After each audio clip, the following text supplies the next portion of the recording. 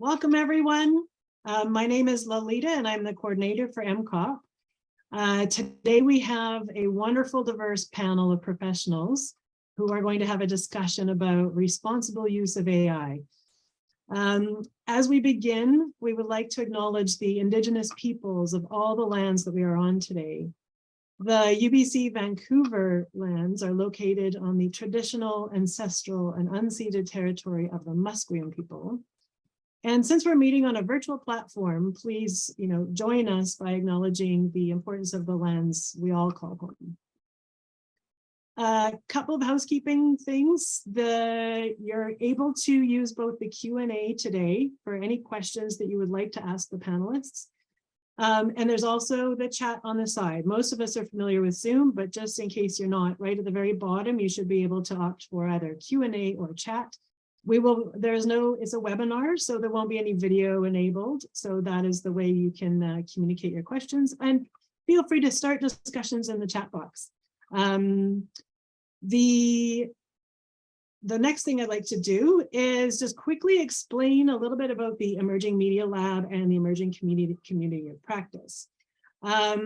The Emerging Media Lab is at UBC, and it was the initiator and is the caretaker of the Emerging Media Community of Practice. So UBC is the host of these events.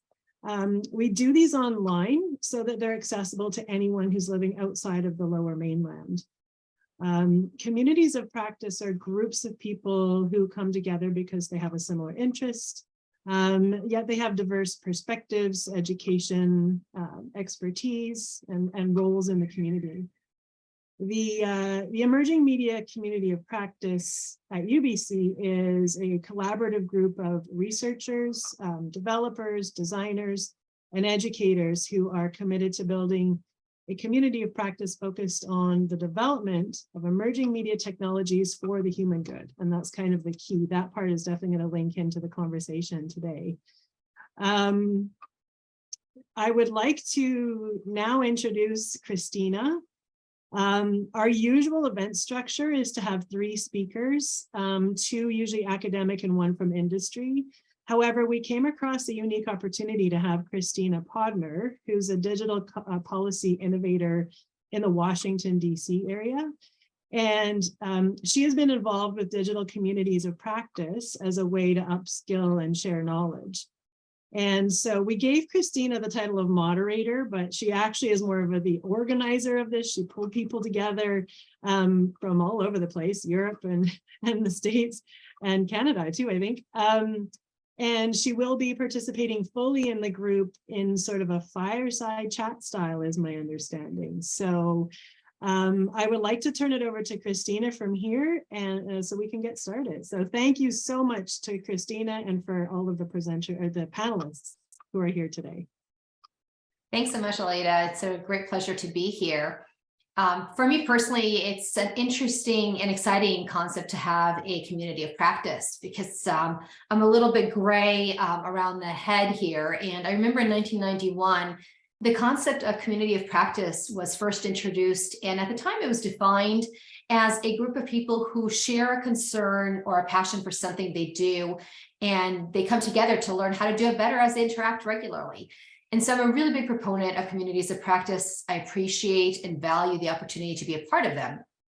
And so when this community generously invited me to speak, I thought it would be better to get together a group of us and just make sure that we have a diverse set of perspectives, experiences, genders, as you'll see, ages, also geolocations. I think I'm the only one that's actually in the United States.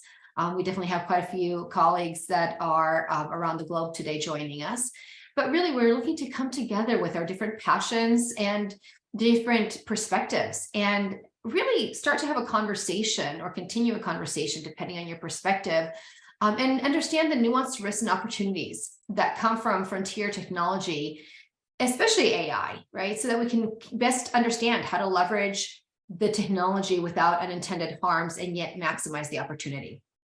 So with that in mind, as we gather today as a community of practice to discuss towards responsible AI and how do we leverage multi-partner engagement to get it right, what I've done is invited a group of practitioners, and together we're going to talk about what I think is a very timely topic. We've all been watching the news, of course. But as we do that, I want to reemphasize what Lolita said, which is you're probably going to see us on screen. We're here from our own perspectives, but we collectively are a community of practice, and that includes you. And so as we speak, it would be really great for you to chime in, give us your thoughts, suggestions, questions, even challenge us. All right. I mean, the point is to really have a dialogue and to come together as that community of practice to learn from each other and move forward. So that's a really great and exciting, I think, frame for our conversation today. Let me invite you into what I feel is my living room here, and introduce my colleagues, cohorts, and co-conspirators in this conversation. So first up, we have Tanya Jajal, who's an author, technologist, and a visionary. You know, she always says that her hope is to encourage current and future leaders to have intelligent discussions around things like, you know, ethics and really the practical implications of exponential technologies on business, life, and society at large. I tend to just call her one of the sharpest individuals we have, because she's been thinking about this topic for a very long time. And, you know, really delighted to have you with us here today, Tanya. Thank you so much for joining us. You are coming in from Dubai, and just so that folks understand that you've been thinking about this for a really long time, longer probably than many of us.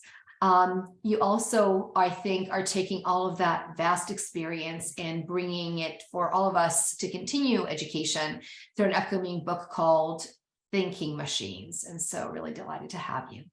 That's right. Thank you, Christina. Thank you. It's a pleasure to be here. Continue it. Yeah. Continuing it all, right? We also have Mashari Alwashami. He's an AI innovator, thinker, and professor. Some of you might see his name definitely in the Canadian higher education space, because he is an adjunct professor. But in his daytime role, he's changing how healthcare is delivered to billions of people around the globe.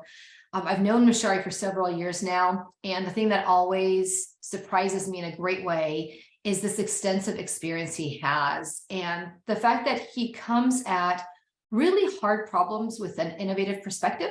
He's very elegant in his thinking, market friendly, and definitely sits at the unique interaction and intersection of research, development, academia. And on top of all of that, he also is able to converse in plain language. So really appreciate the fact that you're joining us, Mashari.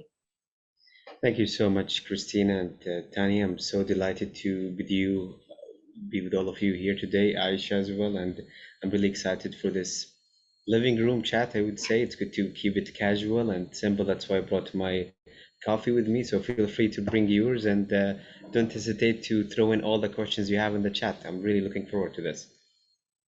This is great. It's also a good reminder to grab some water for me. And last but not least, we have somebody who literally slid into the living room space 5 minutes ago, fresh off of an airplane, and speaking on AI policy topics. Dear colleague, Aisha Payoti, who's the Director of AI Policy at ETH Zurich Center for Law and Economics. She's also the Managing Partner at Reg Horizon. Aisha definitely has extensive experience in bringing people and perspectives together around AI in academia, corporations, governments, non-governmental areas. And her perspectives have been invaluable over the years, because one of the things that she shares a passion for is balancing risk and opportunity, especially with potential for Switzerland. And so joining us this afternoon, evening, or morning, depending on where you're located around the globe, is dear colleague Aisha. Welcome. It's a great pleasure. Wonderful to be here, Christina. Well, I'm looking forward to this. And by the way, I've got my tea as well. Oh, good. Well, cheers to everybody. So on that note, actually, that's a good note. Let's all kind of do a cheers moment. And maybe we can actually start kind of with this notion in the living room space with Tanya.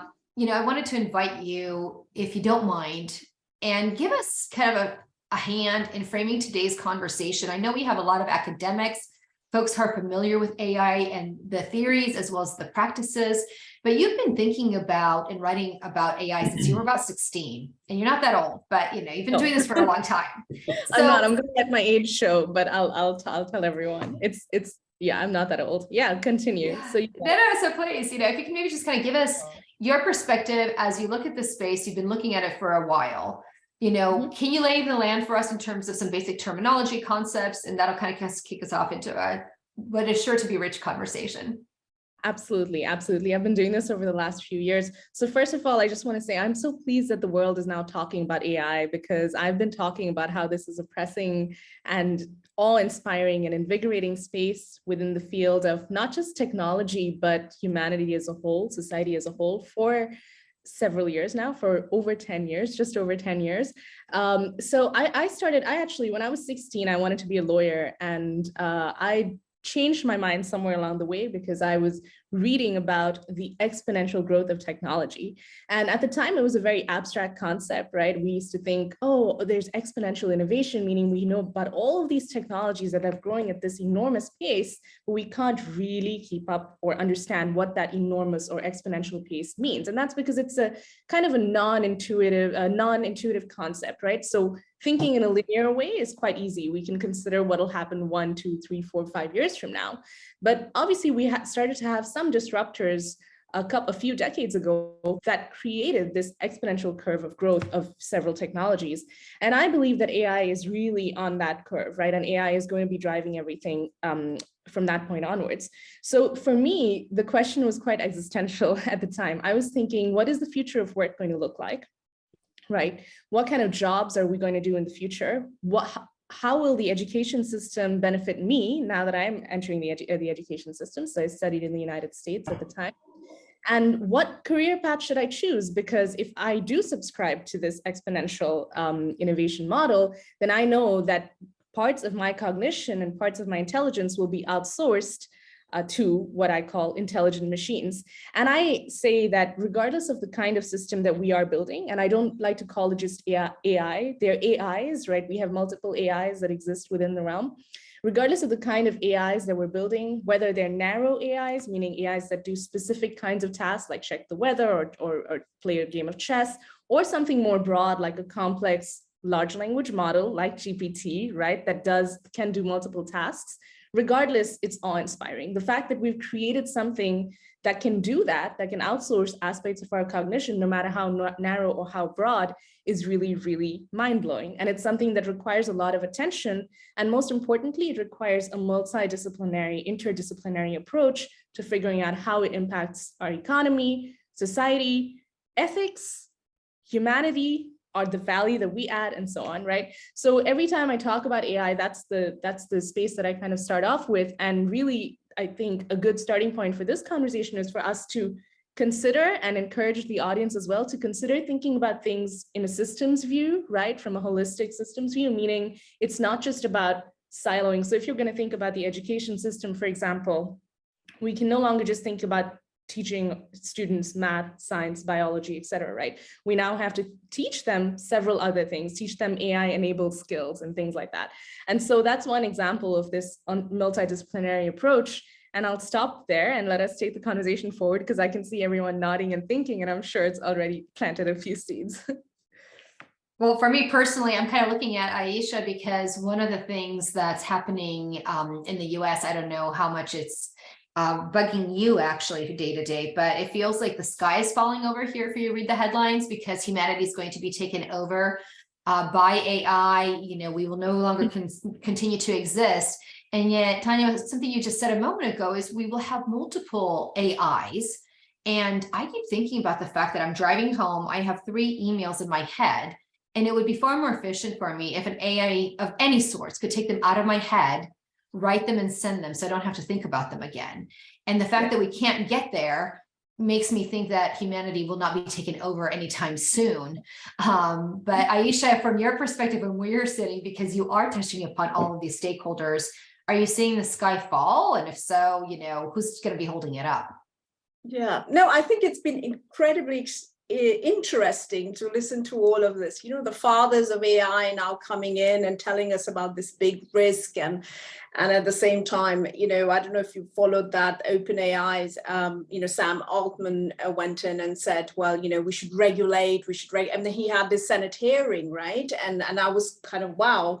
And then 2 days after, we saw in the press that OpenAI didn't really, basically said that we will leave the EU if you make us comply with the EU regulations, right? So that makes you wonder, because you think, okay, on the one hand, you've got all these big calls, but on the other hand, what you really see is there is a lot that can already be done, which we should be looking at. Right. So starting from, AI, I mean, and I completely agree with Tanya, like it definitely is a force for the good, right? It can do so much, and not just, of course, in education, but healthcare. I mean, I'm sure that Shari is going to talk about that, climate change, food security, but there are certain risks that are there. And I do believe that there is, of course, more awareness of that in Europe. We have had that for a little bit longer than it's now coming to the States and other parts of the world as well. But at the same time, I don't think it's that bad. I think AI is a tool. It's a tool for us to actually help us become better as humanity. We will certainly need to have some red lines, right? I think we need to have some red lines. And when it comes to regulation, I would say EU is the only, bloc that has come up with the first ever comprehensive regulatory draft, which is, if for those of you listening, recently passed the parliament, and we are expecting it to be finalized by the end of this, this year. But the other countries are thinking differently. So I think ideally what we're going to see is, we obviously all agree that we have to rein it in to a certain extent, have some guardrails around it.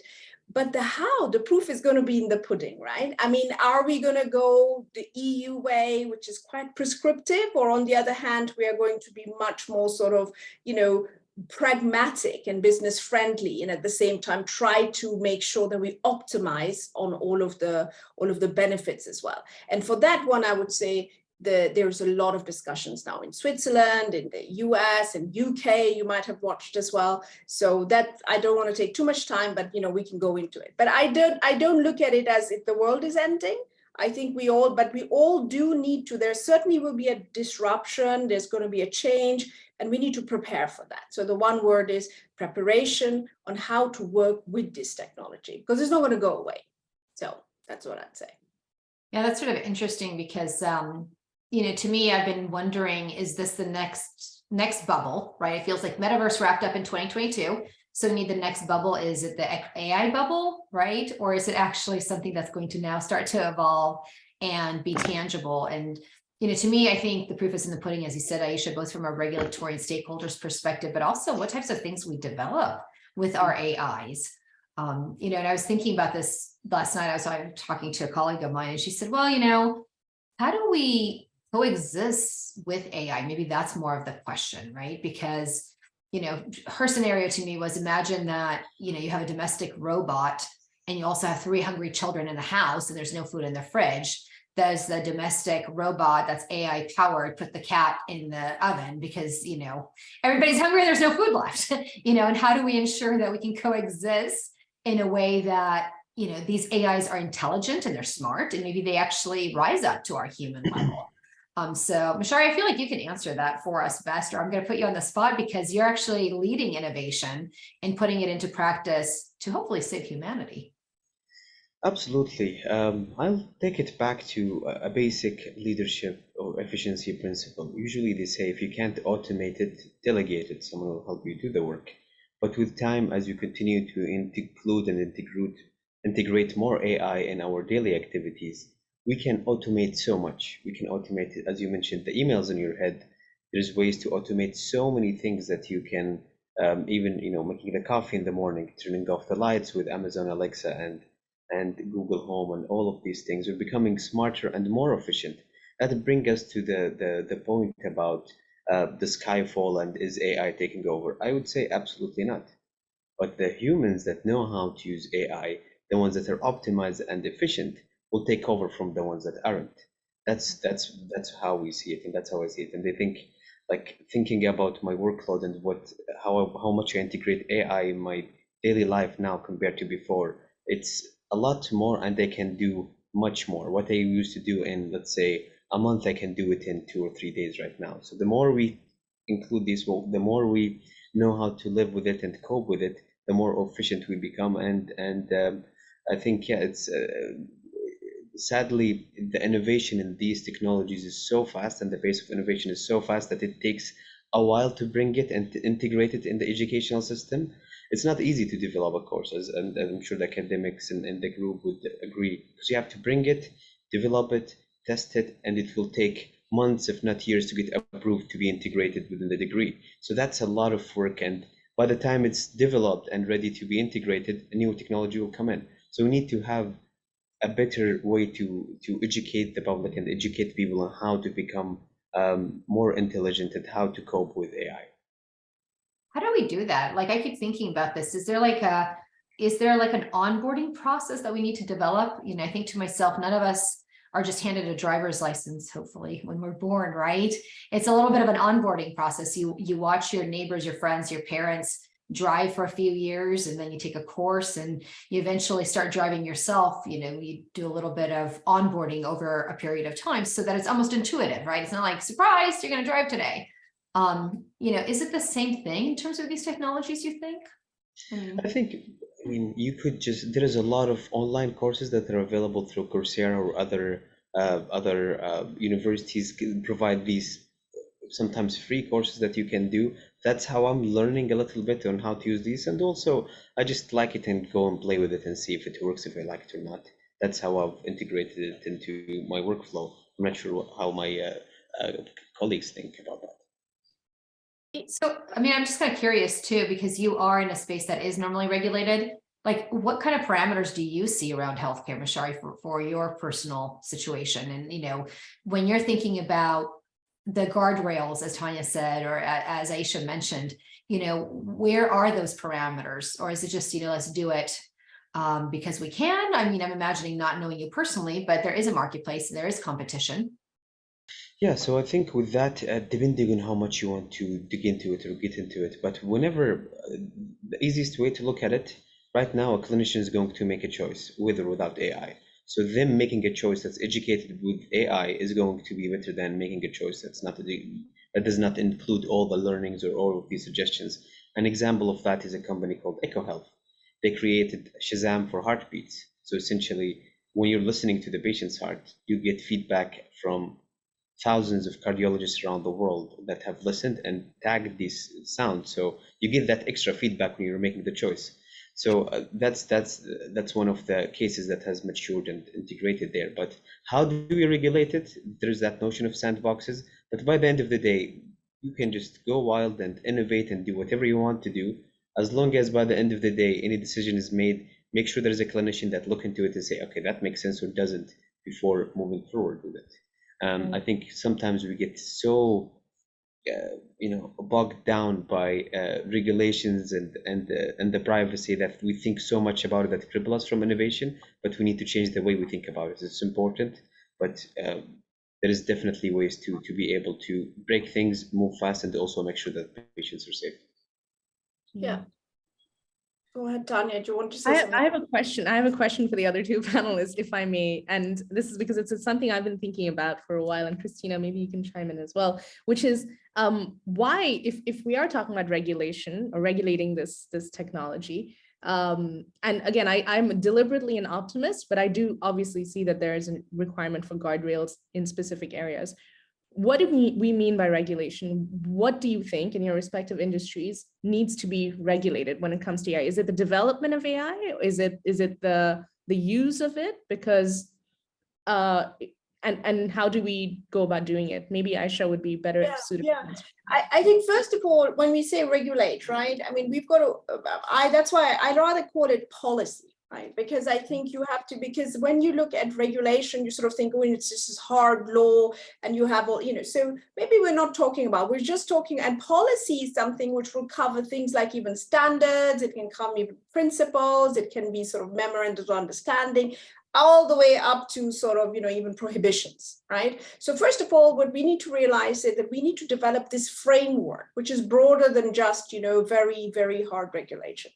Then to sort of say, what kind of things are we going now? For example, I think, and I was having this discussion yesterday with people, when there's this whole mindset to say, well, if you regulate, somehow you can't innovate.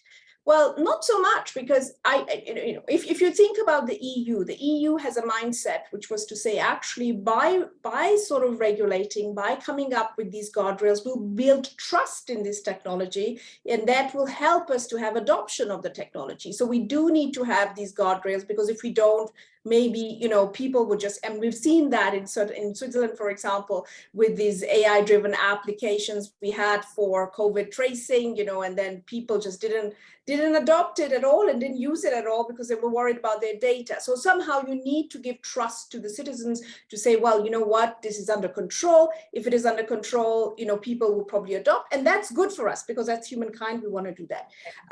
At the same time, I think, take something like fake news or mass manipulation, which is as a result of massive misinformation, right? So now we're going into ChatGPT, and what you see is, you can have fake videos, you can have fake, basically, and written, it can hallucinate and tell you things which are not even true. To a certain extent, a very simple one, which actually doesn't stop innovation, is to say, why don't we label everything which is AI?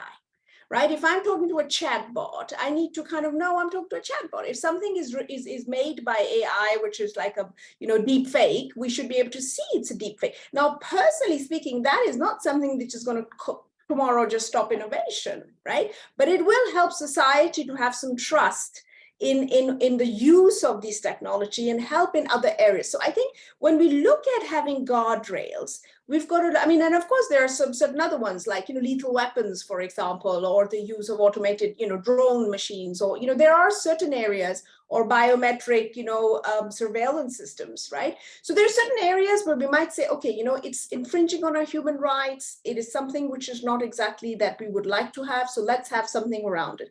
And there are other areas where we'll say, well, maybe in Switzerland, for example, the debate of misinformation, since we are direct democracy, our laws are, everybody has to sign in on them.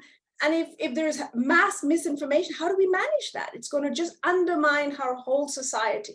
So there are certain things that we can do, and that's where the pick and choose and the pragmatic approach has to be. Maybe the overarching, let's regulate every single thing under the sun, is not the way to go. It'll be sector specific. And then to answer your last question, which is it the producers, is it the users? Well, actually, I think it'll have to be a little bit both. Right?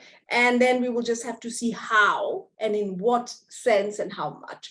So a lot of work to be done. And I think there's a lot of need for discussions like this. And I could go on, but I'm going to let somebody else speak.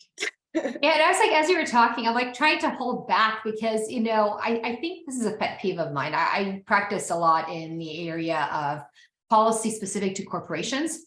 And inherently, a lot of corporations and businesses and even startups, what they're really trying to balance, in my opinion, is the risk and the opportunity. I have yet to meet like a startup or a corporation that's sitting there saying like, let's doom humanity or let's sacrifice privacy and security for the sake of doing that. Like nobody wakes up in the morning and says, let me go off and be an evil person, right? It's usually, I find, it's either a side effect of not knowing or not being able to get to a specific objective that then causes us to either kind of go cut a little bit crazy or do some things that we shouldn't do. And to me, I think what I see continuously as we look at these new frontier technologies and capabilities is a struggle to work within the historical legal framework. And I tend to wonder, and I guess, I think, Tanya, you're thinking about this a lot because I think of your focus, but I tend to wonder if there isn't an opportunity maybe to create frameworks, these policy frameworks that are more flexible and responsive to what we're facing, right? I mean, before it used to be like, well, the safety of seatbelts. Well, it took us a while to innovate around seatbelts in cars, right? But with AI and like these emerging technologies, we are moving so much faster. We don't have years and decades to think about this.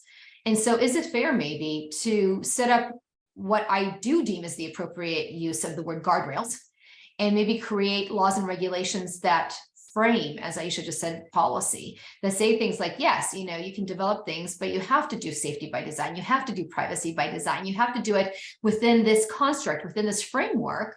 And then maybe as industry or as folks who move a little bit faster than traditional regulators do, come up with a how do I do it?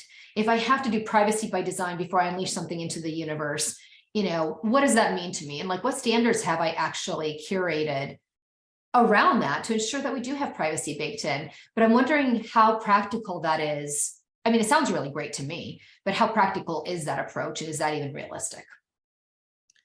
Absolutely. So, I mean, I personally think, so in the short term, right, if we think about the current generation and the current generation of working human beings and how we're responding to everything right now, we'll figure out a way to be agile. We'll figure out a way to, just like, to either we'll respond from a government perspective, like when we responded to the whole Cambridge Analytica scandal, right? It became a whole thing, but people continue to use social media despite all of that. And we still don't have a full clarity on how users' data is actually used, except for the fact that Meta included a few more things in their terms and conditions that no one really reads, right? So my concern is that we'll try to regulate AI and we'll end up at that same spot as social media, where you create additional platforms, additional tools, things like TikTok that exist now that are very difficult to regulate, right? And that are on the cusp of being banned. And I like that parallel because social media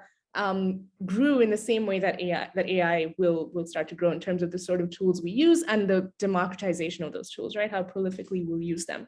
So I would say in the short term, we'll come up with those solutions, and we should still continue to try to be agile. And maybe we can even use these tools to respond in a much more agile way, right? We can actually use auto GPT in a much more nuanced, sophisticated way so that we develop faster policy recommendations that can inform public policy. Basically, the reason think tanks existed way back when in the United States, right? And hopefully we'll have more and more of those bodies come up and inform public opinion for us. But really, I always say, and I really, really do believe this, it's our education system that will require revamp. And we need to think not just about the current generation, but the current primary school goers, and maybe even the kids who are currently in secondary school, and what we're teaching them and how we're teaching them, because even the role of creativity, critical thinking, right? Basic stuff like essay writing is completely changing. But if we want to think about creating ethical systems with things like safety in mind, ethics, values, things like that, they will start to become much more important in the education system level than they are currently, because right now we're still focused on standardized tests, so doing great at SATs, math, etc., right? But they'll start to become equally important if we want real long-lasting change, in my view. Yeah. And so I guess at the same time, as we're thinking about that, because I think it's an excellent point, right, of going to sort of the newest and the youngest, if you will, how do we actually foresee unintended harm? Somebody I think in the audience asked about harms caused by social media. And I think it's a very fair point, right? I mean, we had to have social media around for a while before we realized how great of an idea is this? And, what kind of harms are we introducing? Not to say maybe that we shouldn't have it. Maybe it's okay to have social media because there are drawbacks, but there's also positives. But they have had, like, social media has had unintended implications, right? Side effects that maybe we don't necessarily want. How do we start to foresee that for emerging capabilities?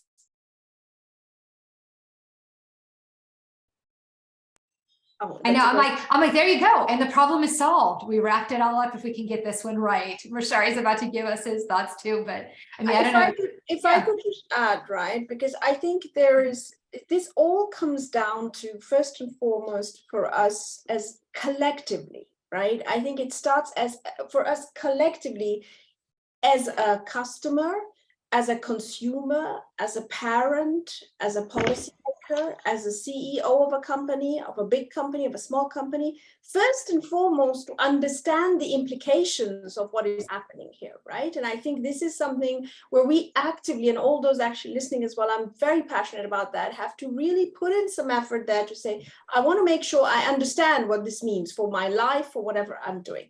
Then I think it is very important to have, and I believe some governments, and Singapore comes to mind, have started putting in place this thing, which is a close collaboration between those that are producing this technology and the regulators, right? And that doesn't mean that it's the aim is to regulate. The aim is to actually build knowledge on both sides and also bring in consumers and customers, and going towards a new model of regulations and policymaking, which is not, I will just regulate something and I'll forget about it, because that cannot happen anymore, right? You have to know that this is moving so fast. So what they're saying is, we want you to come to us. We want you to actually tell us what you're doing, but also show us what the implications are. And you, as the actual producer, innovator, is going to know better even than me. So it's so a regulator has to be humble, right? You're not going to be the old way that you could just knew it all, right? And then by doing that, in one of the things that is even going one step further is even tell us what the issues are and what the unintended consequences can be, so that we can think to act, right? So I think it comes back all the way to that. And the last point I would say is about, we understand, and it was discussed earlier, was about this disruption and education and how it's going to basically, potentially, yes, there will be disruption. Even there is a role for policy. When we think about policy, it's not just rules that we need to follow. It's incentives that governments can give, right, for people to upskill, to, which could be, in the form of, I don't know, subsidies or extra time that people can have. Because today, if I want to do a course, I mean, who's telling me that? I mean, I have to still do my job, right? So maybe we have to start thinking about giving people that possibility to take that time to learn to work with their machines, and the governments can play a role there as well. So my whole thing is we got to look at it from that angle. And in ETH, for example, we have looked at education, and one of the things we, for example, ChatGPT, you can't run away with it. You can't shut it down. That's not the policy. The policy is to say, why don't you go use it? And of course, depends on which level you are, and maybe analyze and tell us that the essay that was written, tell me how good it is and not. And that's the job of the professor to sort of check, right? Rather than, so critical thinking and all that are going to be the skills that we are looking for now going forward. So I think we have to broaden, basically the 3 points would be, understand the implications, then work together with others to basically foresee what's coming. And thirdly, start preparing, and policy and governments should help and give some money actually for that as well. That's also very important. That'd be my sort of take on that. That is a great point, Aisha. I think one of the great things that I like about Google Bard, I'm not sure if anybody used it, but the way they're marketing it and placing it there, it's called the Bard experiment. It's experiment because they haven't figured everything out. But sometimes you can't figure everything out until you put it in the market. You put it out there, you see the mistakes that's happening, just like social media. We didn't know until we put it out there. The sooner you bring a product to market, the sooner you find out all of these problems and you start to solve it. The most important thing is to take ownership of what comes out. Be prepared to take it and solve it. If there is a problem that comes out, you go in and say, okay, this is a mistake, we're fixing it, and make sure that you actually go and fix it. So these are the key things that we need to think about. An example of the mistakes that happen when you use these programs, ChatGPT, if you go in multiple times, I tested that, okay, I want to research a certain topic, can you give me citations for that? And it would generate many fake citations. That's not a good thing, and a lot of students or people would take that and go and include it in their papers or whatever it may be. So that's an example of false and misinformation that we need to make sure that whenever, for example, if I go now and use ChatGPT, I will also get these articles that are based on misinformation, and I feel like there's things that we need to do whenever, for something as basic as whenever someone asks for an article, make sure a notification comes out to remind people to go back and validate and check if this article come out there. So there's many things that we can do to help mitigate that. And they like Christina's point about privacy by design, but I'll look that to a different interaction. Yeah, but I have a question for you though, as a follow-up, because I think that what you just said is really interesting. I tend to wonder, and this is actually a question we also have from Ron in our chat, which is it possible for generative AI companies to indicate the sources for every generated text? Can sources, be used to generate text be traced by AI content detectors? To me, I've been thinking about this a lot because it seems like more and more corporations are really concerned about the data sources that we're actually feeding to AI. And as we're looking to develop these algorithms and we need more and more data, the question is, how do I even know what's good data, bad data, where's the data coming from? And so it almost seems, Mashari, like you said, there's an opportunity to detect an issue and then respond to it. And maybe we don't get ahead of it, but there's an opportunity to close the time gap between detecting something is an issue and closing it. Yet I don't see a lot of companies leaping out there to say, yes, let's start labeling, Yeah. and AI generated, whether it's text or, deep fakes. I mean, deep fakes I wouldn't expect necessarily to be labeled, but, in the US, we're certainly facing a campaign, and we've had several candidates create content via AI, and it hasn't been labeled. I'm not sure that actual voters understand that that's how it's been generated in terms of content. And when I talk to my friends, they're not aware of it. They have no idea what I'm talking about. Yeah, I can jump in quickly there with regards to the transparency. Transparency is key, and the explainable AI that's becoming more and more important in healthcare, because we know the sources, we know where the information came from, and having people ready to show how did that algorithm come up with that answer. I think giving these out there could add a great value to the conversation of the source of where things came from. And then we have also synthetic data coming, and we're going to see so many algorithms that are based on maybe 10% real data and 90% based on synthesized data or that came out from this 10%. And like Tesla, for example, other companies, you leverage synthetic data to train their AI models, because it's really hard to come up with thousands, if not millions, of data points to help train and improve the accuracy of their models. I think most of us, or many of us, probably know what synthetic data is, Mashari, but maybe you can just do a really quick little 10-second summary for those who may not have been either exposed to synthetic data or don't understand how it's generated. Can you just do a really quick definition? Absolutely. So essentially, let's say you have a pilot, you take the data in the pilot, and let's say if it was based on 100 people, you would do some complex mathematical equations or analysis to turn that 100 I always use patients, 100 data coming from 100 people and turn it into thousands of people. One example that we use it in our algorithm is we did a lot for, let's say, thermal imaging pictures. And we took that data, we synthesized it. So we replicated what a human error could be if the picture is tilted or if the picture is zoomed in or zoomed out, to train our model to accommodate for those things. And there is a lot when it comes to clinical trials. They have synthetic control arm data that will help us understand what different factors, how different factors could impact the validity of the data. But to make it even simpler, as we have a lot of people in academia, just making sure that you have the right sample size calculation is key before we implement synthetic data.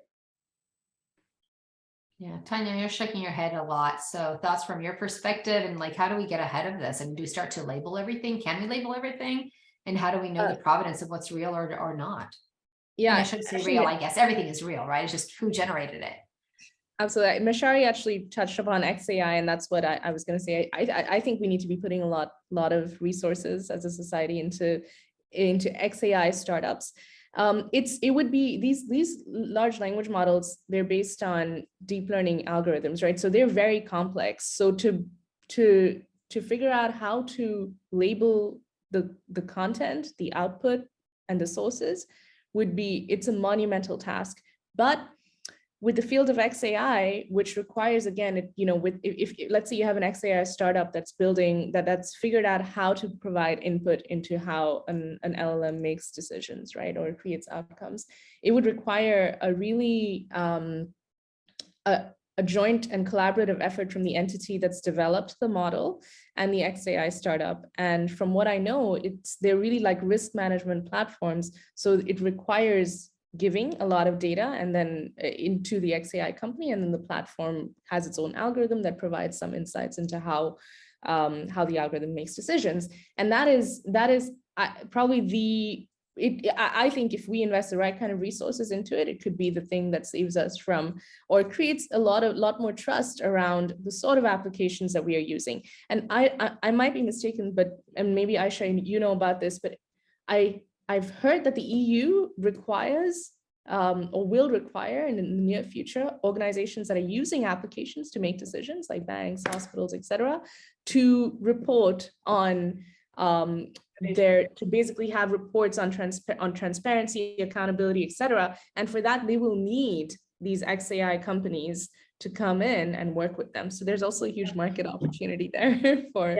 XAI startups. I'll tell you something which I think is kind of relevant, because it's this whole data debate, right, which is now happening also in government. So when you start to look at the topic of AI in government, right, and what you realize is that the governments, then in the UK, I think it's quite vague, and in Switzerland as well, is they're beginning to sort of think, okay, if we really, well, we have, because governments essentially by virtue of being governments have incredible amount of data, right? They have so much data, and they're actually thinking, how do we make it to good use? Because and what the realization has been, well, actually, you know, you need kind of almost 4 things in order for you to optimize the innovation. Okay, the first one is, of course, you need the computational power and everything for things to be done to really come up with the proper models in AI. The second one, you need clean data, right?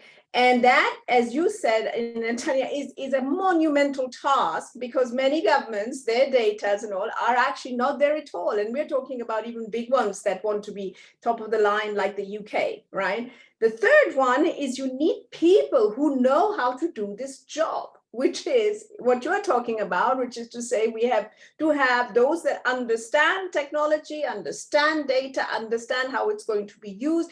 And there is kind of a lack of, you know, that talent going towards these kind of jobs. They're more likely to go to San Francisco and work there in some startups, but what about the rest of us, right? And the last one that is, let's have the right framework, policy framework around it that incentivizes this. So this is the discussion which now actually starts to happen. And I think it's, in a way, thanks to ChatGPT and also what you said, Rashari, is like the fact that, you know, there is a trial and error coming. And I think OpenAI has even simply said that we did it because we wanted you guys to see what the consequences are. We wanted regulators to wake up to this whole thing. And that's what at least Sam Altman has said, if he means it or not. So I think this whole thing about data, cleaning the data and working with the data is one of the key things that we need to do if you really want to do this thing properly going forward. And for that, we need to prepare, and we need to have the people incentivized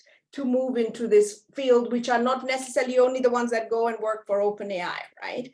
And we need to build that. And I think as tech schools or whatever as well, this is another area to develop, right?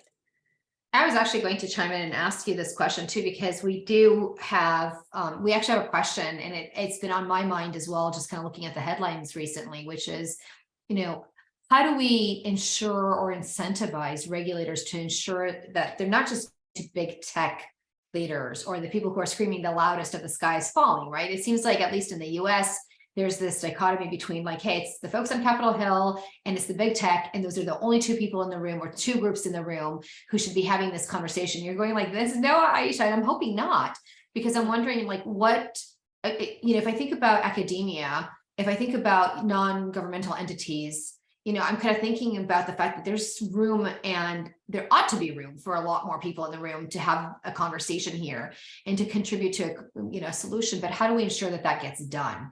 Because right now, at least, you know, in these lower 50 states, it seems to be a little bit skewed for the moment being. Yeah.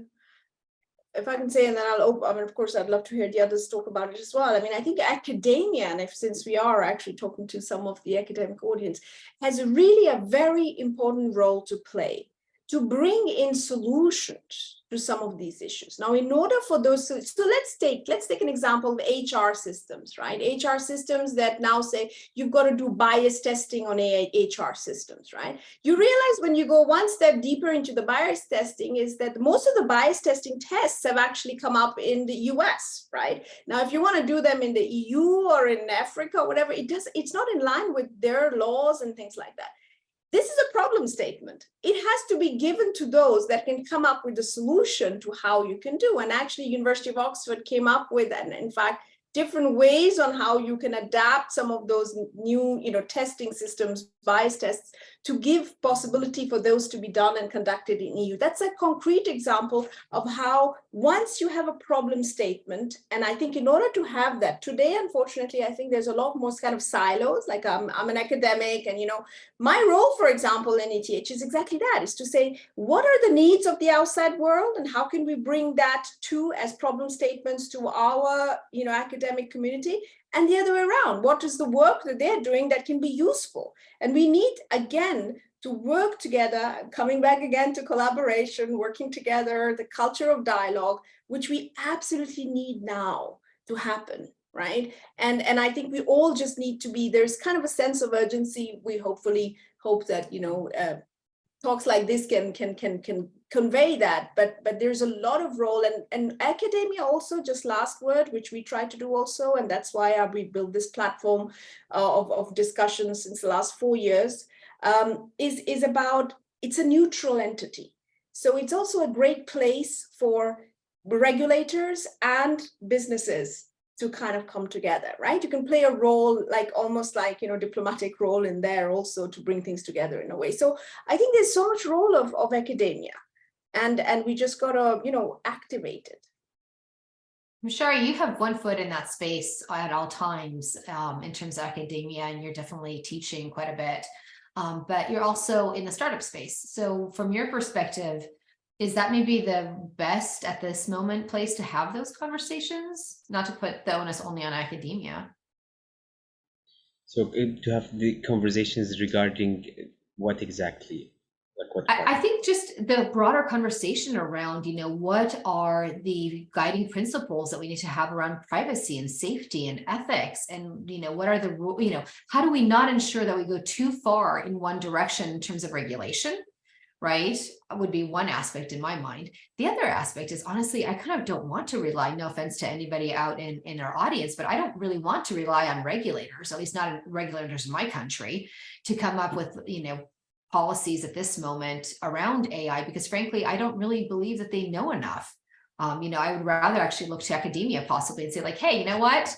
Right, wrong, slow, fast, at least in academia, there tends to be diversity in thought, right? I mean, there's maybe an opportunity there to introduce maybe even some pilot testing in ways, or have like, alarm systems for things that could be going wrong. I don't know, but I'm wondering if it's not the regulators that we can go to. I wonder about NGOs such as, the United Nations that have historically, fought for our human rights, but I'm not sure if the UN is the right place to go to with this bigger debate around what the guiding principles are. So is it academia?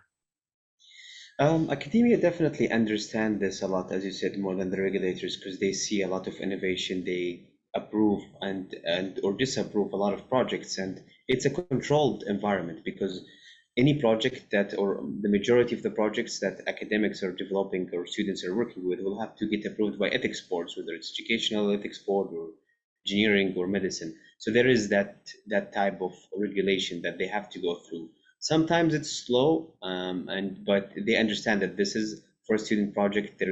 It's still more of a controlled environment, so you can move a bit faster there. On the other hand, when it comes to startups, it's tough, because as a startup, you have so many tasks that you're completing. You have to work with so many things, and then at the same time, a mistake in privacy and ethics could destroy the whole startup as well. So you need to be careful of what you take in and what you do. That's why having an expert of privacy as a consultant and advisor to tell you, or to guide you and hold your hand through the privacy by design principles, starting with education for you and your team. What does that mean, and what are the consequences? And okay, you are here right now. Once you develop these milestones, maybe we can come in and do a privacy impact assessment or a lot of these things. But as a startup, you change so much, you iterate so much until you have a final product that you want to go to market with. That's when before you start collecting and getting these data and private data, that's when you need to have these experts, the privacy experts in hand, to make sure that you're guided throughout this process. I hope this answers your question. Yeah, I was just kind of curious on the perspective. Tanya, I don't know if you have a perspective on this as well. You've been shaking your head. I'm a bit biased because I'm launching a think tank. So I've been looking into the history of think tanks a lot, and I'm trying to do that here in the Middle East. But I really think that we need to go back to, back in the day when the Cold War was unfolding, we started to see multiple think tanks sprout up in European cities and in American cities. And what the goal was to bring together policymakers, academics, and government officials to inform public policy experts, basically, right? And it goes back to the point that you made, Christina, which is that right now we feel that we can't trust government officials or regulators who are currently in those positions to respond to something as deep and as old as AI, by the way, right? AI is old, right? It's existed for a long time. And that's why we need experts, and we need to create that nexus. So I really think that over the years, we have obviously popular think tanks like the Brookings Institution from the US, and we have a few others that have popped up in other parts of the world, but they've kind of taken a back burner in lieu of world politics. But I think the role of think tanks will come to be really more important, because we'll start to think in nuance.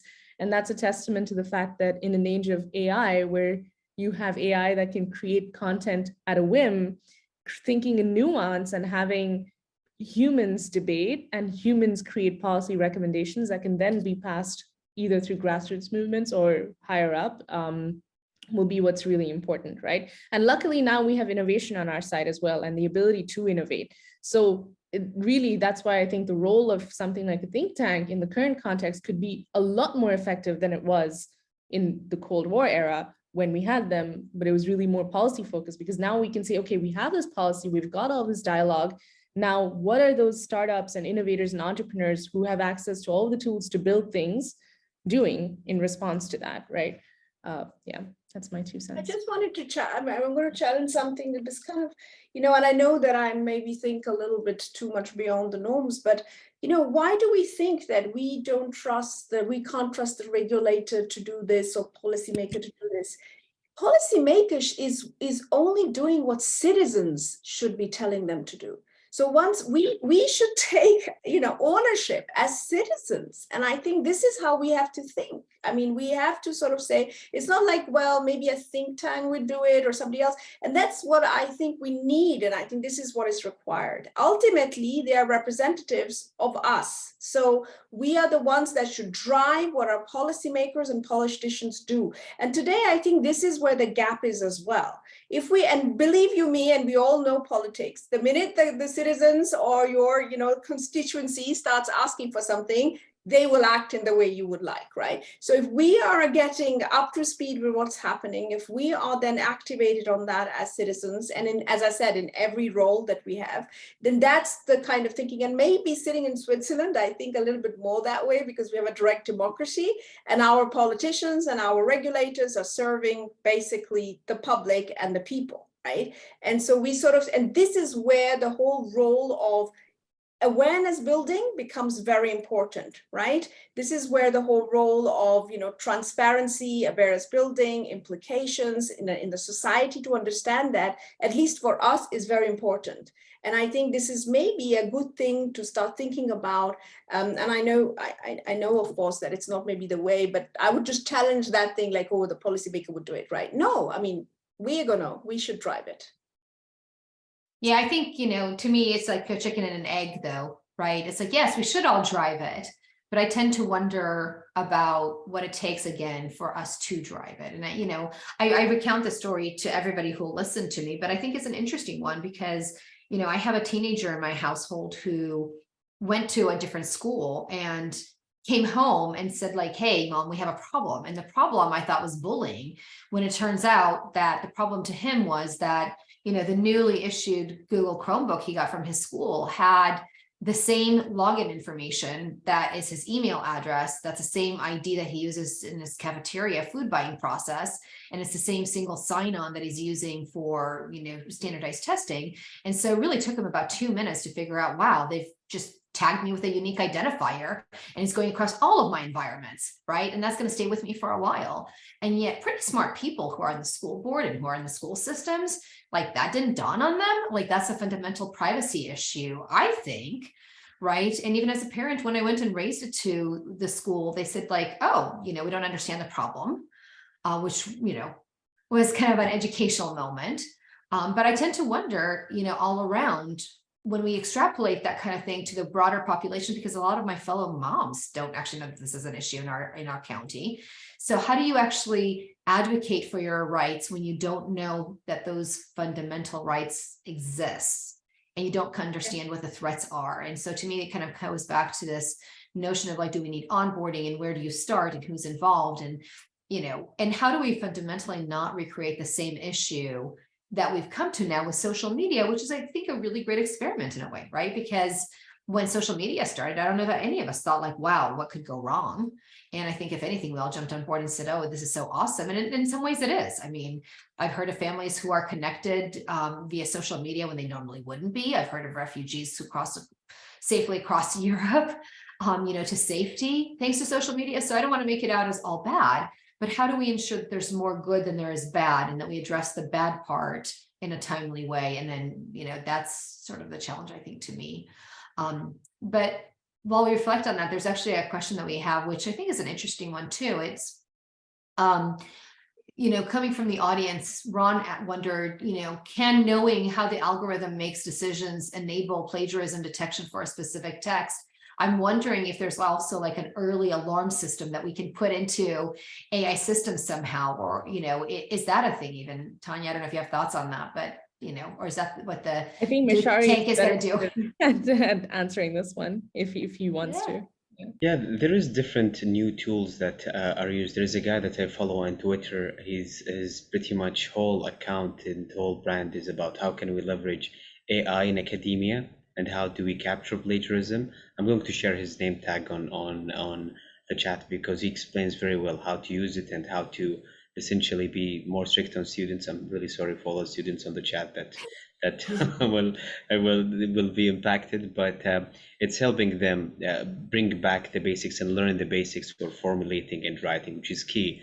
Once you know these basics, then you can go and use the other generative AI technologies to take your research to the next level. But knowing the basics is critical.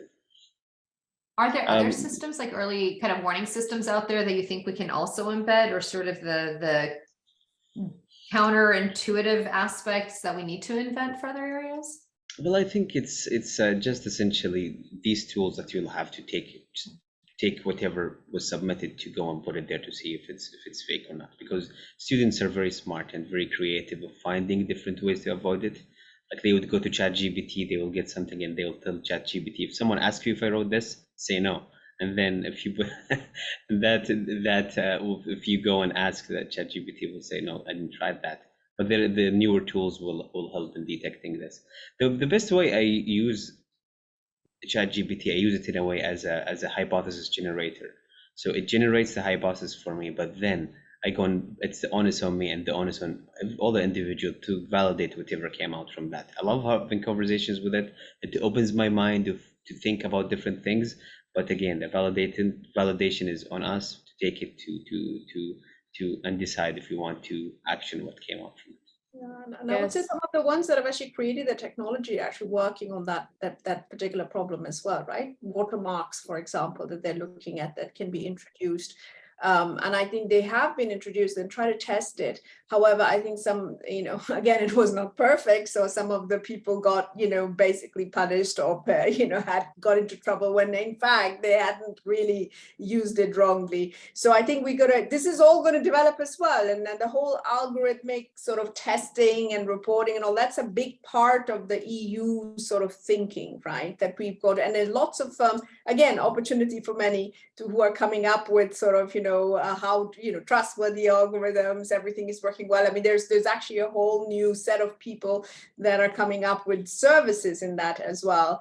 But then, of course, the question then becomes, just because a third-party provider says that and does that, is that something that is really okay or not? And who's testing them and who's checking what they're doing? So I think ultimately there is going to be a lot of discussions and it is just a fascinating topic, and I think it's something that is this discussion will continue for a while. And even in the EU, just as a last thing, I would say, whilst we do have all of this big regulation, ultimately, I shouldn't say we, because we are not, Switzerland is not part of the EU. For those of you listening, we're actually European, but not EU. But so EU, there is still going to be in the next 2 or 3 years, a lot of work being done on how to enforce all these regulations, right? Because they have come up with this whole big thing, but there's not very much out there in terms of how it will be enforced, who will be enforcing it. And this is again an area, if any business people are also watching, where you can still engage and you can still have your voice being heard on some of the topics that are being discussed. So that's what I'd say. Yeah, I have a slightly contrarian view on the whole plagiarism thing, because my view is we need to kind of go back to the drawing board, right, to the whiteboard essentially, and ask ourselves, what are we trying to achieve through teaching students the process of writing and fact checking and so on. And I've thought about this a lot, because I think writing, just like creating art or creating music, all three things that I enjoy doing a lot, is a process, right? And you learn about yourself through the process of doing it, and it's enjoyable for me. And that's my experience. And that's because I didn't grow up with tools like Midjourney to create art, or tools like there's Google just released an AI music where you can create a track, for free using its Google AI platform. Or there's a tool called Ava Technology that composes AI generated music. And obviously we have ChatGPT, so language models generating content. So I didn't grow up with that. And so I can see why writing or making music by myself, learning how to play an instrument, though it's tedious, teaches me a lot and says a lot about my personality. And it's helped me develop discipline and skills that I value, right? But that's not the case anymore, right? We still have students, future students, people, individuals who will co-create.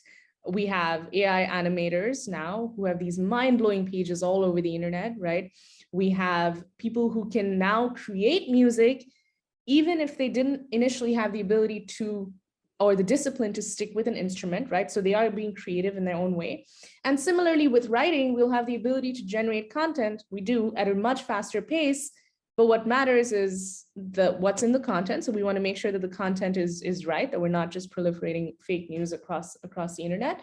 And we want to make sure that the student is learning something. So when it comes to the fake news aspect, obviously that's a red flag. We need to fix it. We need to figure out how we don't want to live in a zero trust society. But when it comes to the other thing, which is the skill that we're developing, which is we don't want students to be plagiarizing, right? Because that's cheating. And it means that they're not learning. Maybe we need to rethink that, because maybe we then need to ask ourselves how to test something like critical thinking.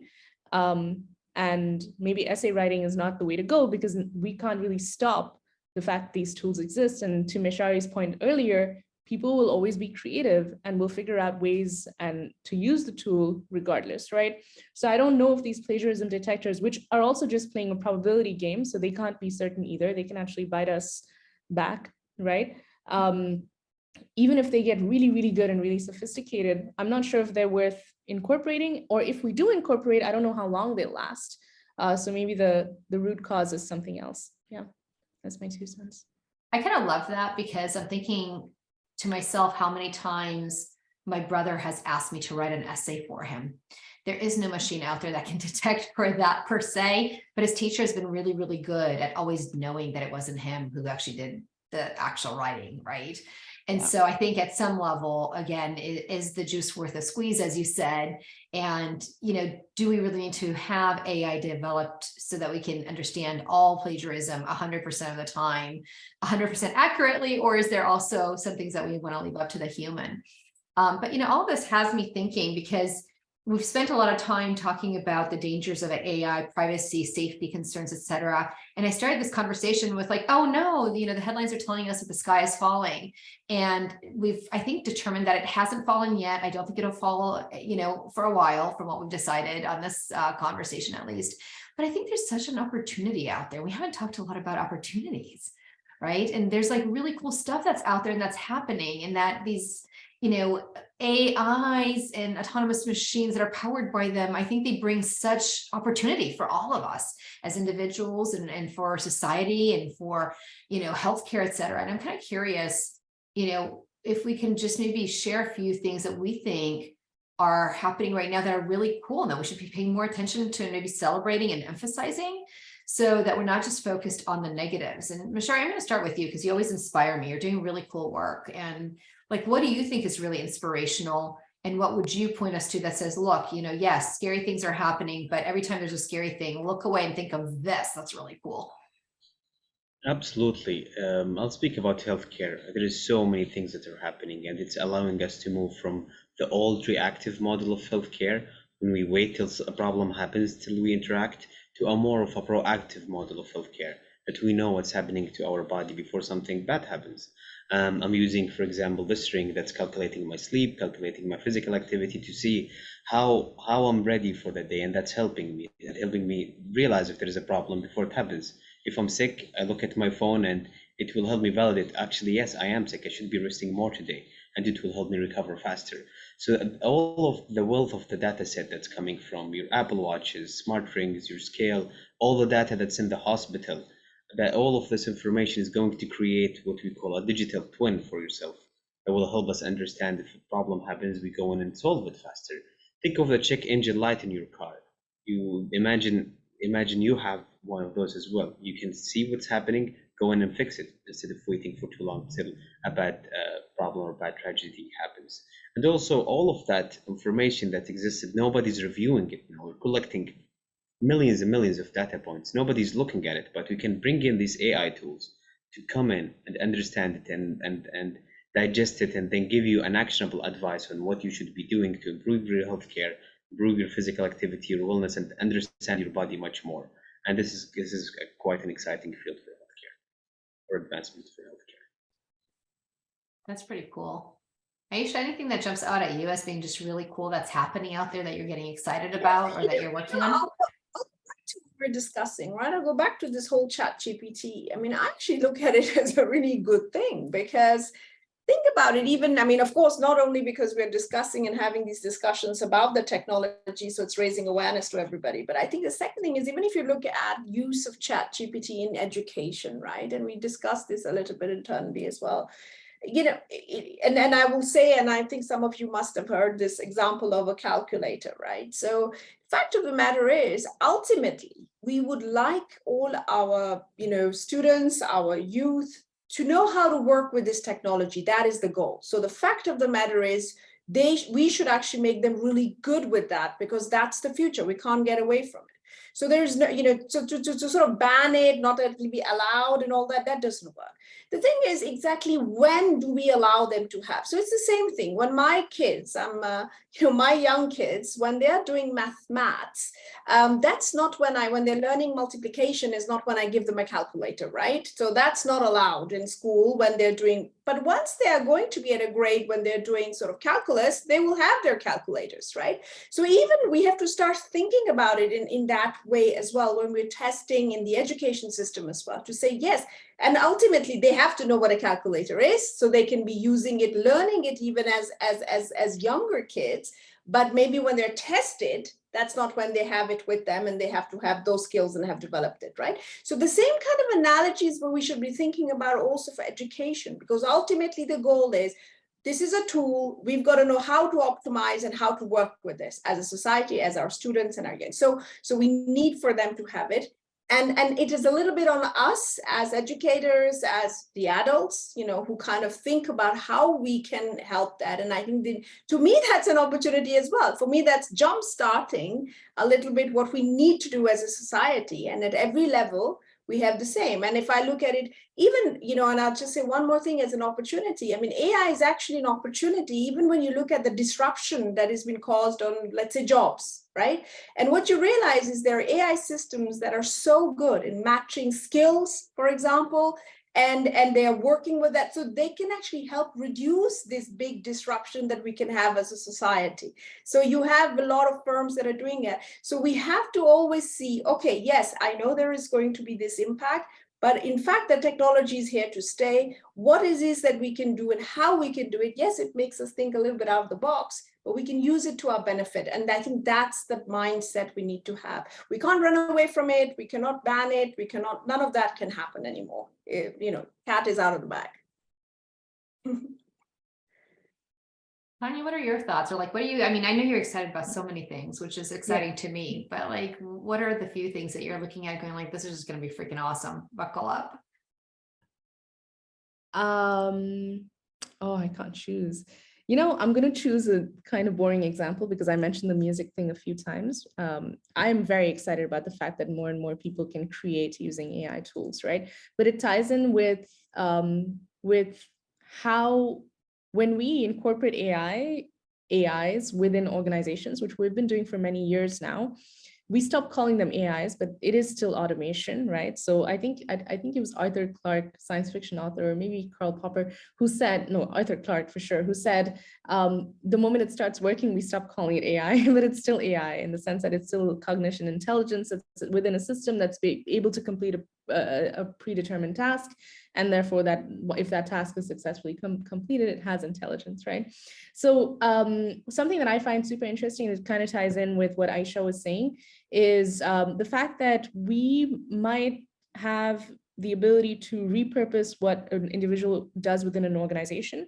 So a few years ago, maybe I think it was 2019, Gallup polls came out with a survey, a poll results saying that over 80% of employees are either partially engaged or completely disengaged at work. And so we have to ask ourselves why, right? And I think a lot of that mundane, repetitive work would rather be done. We want that kind of work to be done by AI systems. And one example that I've personally seen is, because I worked in cybersecurity and networking within large data centers, is that, you know, the role of L1, L2 network engineers who would sit by the data centers to check for faults and then go have to physically look for those faults, it suddenly changed, right? So when you have a large organization like a large telco moving to the cloud and adopting AI to kind of automatically review their network systems and respond to it in real time, you change the role of the person within that organization. And though I have a small sample size of what I've been exposed to, it might be different in other organizations. What happens is the organization tends to repurpose the individual. And if the individual gets displaced, then, you know, hopefully as a society, we do other things like upskilling and reskilling programs, very tangible things that governments can already do, right? To get those people to be productive members of society and to be able to do more higher order work that is more creative, that appeals to our humanity more, right? Because we don't really want disengaged people in the workplace, hopefully. Yeah, that's what I'm excited about. Hopefully, right? And, you know, I think about the things that I'm using, I guess, every day that is powered by AI that I'm actually not thinking about. So for example, I get really excited about the fact that I can auto dictate into like my device and that I can do it in multiple languages. And I sometimes get really frustrated that my phone can't recognize when I want to auto dictate in a specific language and that I actually have to tell it to switch. You know, it's interesting, like somehow my phone remembers always that I'm going to auto dictate in Croatian to my husband, but for my mom, which I'm switching back and forth in languages, it doesn't remember that. And so I find that I get a little bit frustrated sometimes, but I'm also so excited because it's these mundane things, right? I can dictate so much faster than I can type. I can be doing something else, you know, while I'm dictating. And there's so many really cool ways, I think, that things are changing for us. And to me, it's so exciting. Like, I think, yes, it's a little bit of a sacrifice of privacy, potentially, right? But it's just such a huge and tremendous benefit that I'm going like, yeah, of course, you know, you can have that piece of my privacy because it's so easy and it's kind of cool at the same time, with the ability just to tell my car what music I want to drive when, you know, I pop in. Like, these are the little things that I think are just so helpful and life altering in ways maybe that we didn't imagine like 10 years ago. And so there is such a great opportunity. And my fear is that some of that might be disincentivized if we go in too hard in terms of regulation, which is why I'm kind of hoping that we can find the right balance between that and move along pretty quickly. So that's my personal take on that. I can jump in there and provide another example. Yeah. Writing emails. You can, one of the best people that I see write emails in my life is actually Christina. Her writing is phenomenal. The way she introduces things and emails, writing, her email writing skill is amazing. ChatGPT came and now my emails look like Christina's. So they're more professional and clean and perfect. But at that, there is a cost of privacy. Now they know who I'm talking to, what I'm doing, what I'm saying. So to mitigate that, whenever I want to say I'm working with X and I use X and Y instead of writing the official name of the person or the university or the institution, to help me keep or maintain some of that privacy. Yeah, I don't know if everybody feels comfortable who's also joining us in the audience. I'm kind of curious how many of us have used ChatGPT for either writing an email or at least a prompt to get us going on something, because I mean, I kind of do that too sometimes, not my emails, Mashari, but I do sometimes get a prompt and go like, I need an idea. How do I even get into that creative mode? Or how do I start kind of like riffing on something? And it's almost like a little counterpart, right? Where I can like brainstorm something. And so I'm not necessarily going to do a copy paste, but I just think it's such a cool opportunity. And I didn't have that 2 years ago. Now I'm seeing in the chat quite a few folks that are saying, yes, at least start GPT for grant writings, or give you sort of like that trigger, right? That trigger that says like, hey, start writing in this way and gives you inspiration, which I think is pretty cool. And curiosity, like, do any of you actually use it for other things, like starting to create either art or music or anything else, or just pretty much straight up text?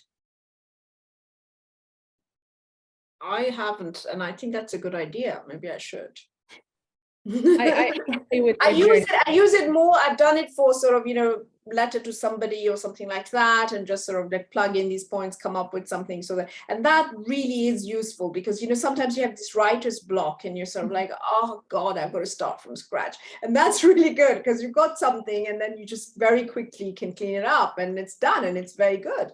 So I think for that kind of stuff I've used it, but not really more than that. So I think that is maybe to be explored. But I mean, just to say there, I mean, because I know your privacy, and I think Mashari said that as well, right? We have to be understanding the fact that everything that we type into this thing is then going to be used for basically the rest of the world. So we've got to be very careful. And I think not many people are probably understanding that there is this whole privacy, it's like a two-way road now. It's not just, we are importing in stuff that is based on private data, but anything we actually write in here is also something that's going out. So therefore, the only advice is like, don't put any of your, like Mashari said, don't put private, information or people's CVs or things like that over in there, because you're actually exposing. And if you're in a company, that's a kind of training that I know is happening now across the board to inform, or even having people with firewalls, so that the data, proprietary, is not going out, right?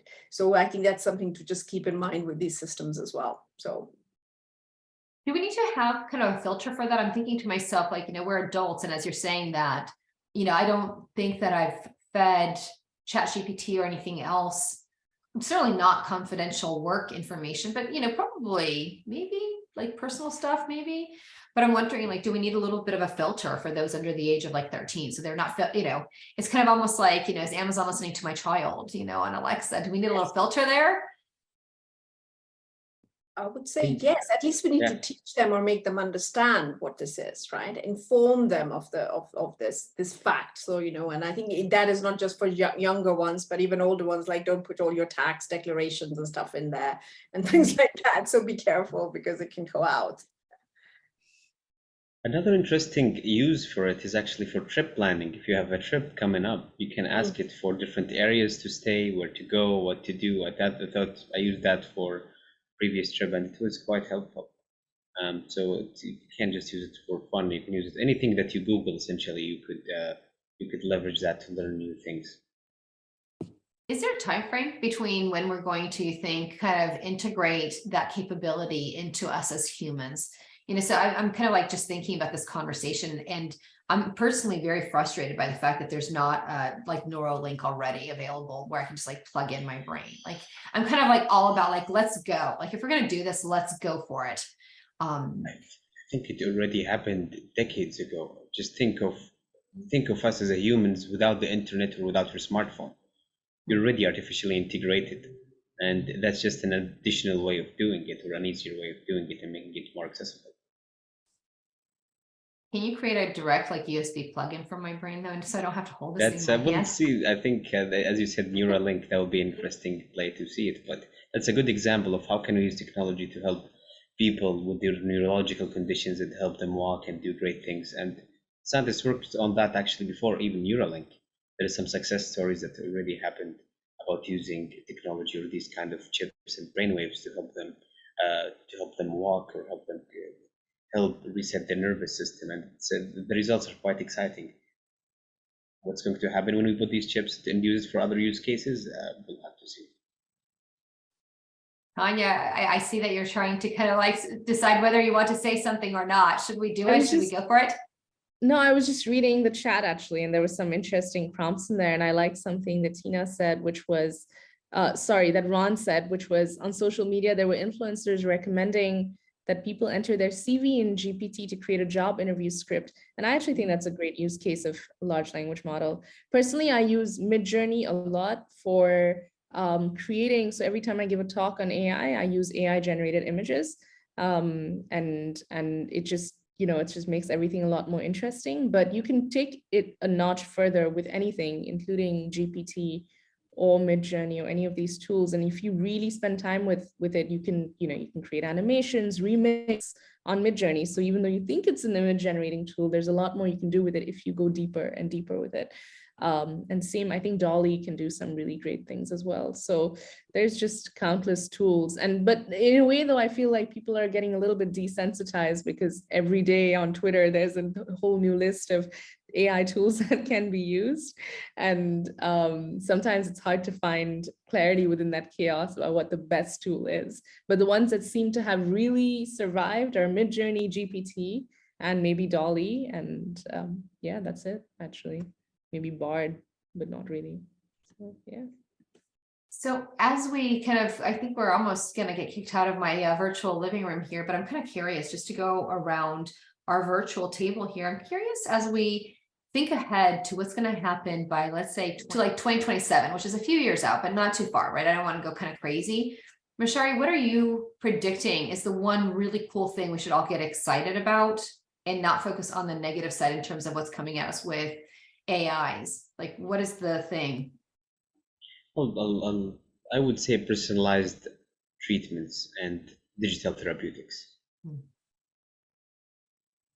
All right, Aisha, what about you? Like, keep your eyes open. It's funny because Machar, it's not because I like the work you're doing, or well, partly too, but I do think healthcare, right? Healthcare. It's about diagnostics. It's about basically personalized healthcare. It's about cancer treatment. It's just so much potential there for us, and I really, and not only just on the sense of all what we can have in terms of treatments and predictions, but also access. Right. And I think there's this incredible apps and things like that we can, and these remote doctors and stuff like that, we can really help use, whatever is being done here and help those parts of the world as well that really don't have that possibility. So for me, that is, really is something I feel strongly about. I think use of AI in healthcare is just incredible. Absolutely. I think one thing I know it's the last thing we have to say, we didn't dig deeper into the digital divide, but I think as we have everybody here, it's important to think about those that don't have access to technology and do not have access to not even if you have access to internet, it's probably a very slow one that you can't employ these, and that's going to make the gap between societies much larger. So if there's anything you can do or research to help close that gap, that would help humanity in a great way. Tanya, what about you? What do you want us to focus on or get excited about, or maybe even do a call to action like Mashari did? And, should people start focusing on something that'll help us all? That was a great call to action. Again, this is the same thing I've been saying for many years, and I continue to say it. I'm most excited about the creation of new jobs. And as individuals, we absolutely need to be focused on considering what kinds of jobs we'll do in the future and what skills we will need to do those jobs. And if there's anything we can do as educators to develop maybe more project-based learning, more innovation, et cetera. These are the things that will be really, really important, maybe more important than some of the more traditional subjects that we teach at schools and universities. So. Yeah, my true hope, and I think there's such a great opportunity in terms of what the technologies offer us, which is really to be able to get everybody excited again about like learning and working and doing really cool stuff, because it feels like it's been a moment. And a lot of the folks that I'm talking to in the workspace basically are just getting a little bit drained. And so anything that we can do from a technology perspective to leapfrog us, to get us to the other side, get us all really excited about, I think is going to be a great thing. So as we look forward to that, I hope that from this talk today, we start thinking more about multidimensional stakeholders in the space who we need, certainly academia, because we're being hosted by a great group of academics today. But, obviously policymakers have a space in this conversation. I think startups do as well. And I think, my plug would be also just to have an onboarding system that's created so that we can have maybe more of a voice of younger generations that are coming into the space, and then we'll have to live with whatever decisions we make today. And I think that is only fair that we start to listen to those voices as well. So big thank you. Thanks, Tanya, for making time. It's very late in your day. Mashari, same thing for you. And it's on a weekend as well. So really appreciate you making time. And Aisha, thank you so much for literally moving mountains and airplanes to be with us on time today. All three of you have been really amazing. It's almost a hit and miss, but I made it a few minutes before and just here I am. Yeah. Well, we really appreciate it. And thanks also to the audience for all of your comments and for your questions and your input. I hope that we can continue to have this conversation as we move forward as a community of practice. Thank you so much. Thank you so much. Thank you all. Take care. Great pleasure. Thanks. Sorry, I'm just going to do a bit of a wrap up for everybody. Is it working? I can't tell if my sound is on. We can hear you. Perfect. Thank you. So just a quick wrap up for everybody who's watching. I do have some information for upcoming stuff and some important links.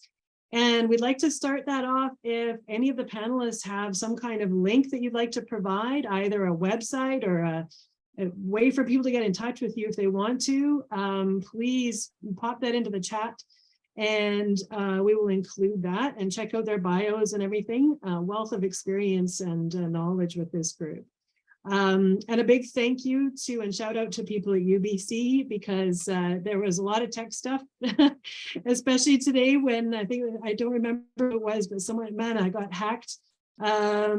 Anyway, Saeed and Patrick and Marianne, and especially Andrew, Anna, and Nicole were there today helping out.